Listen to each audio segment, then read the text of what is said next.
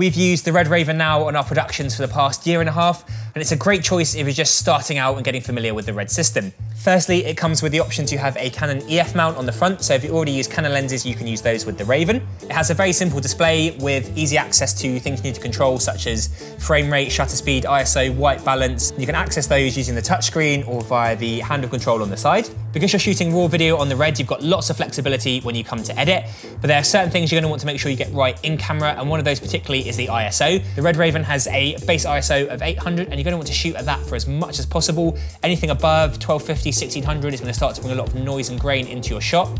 The Red system lets you choose the compression rate, and if you're doing your first shoot with it, we'd recommend about 8:1. That's a really good ratio to get a quality image without using up too much space on the memory card.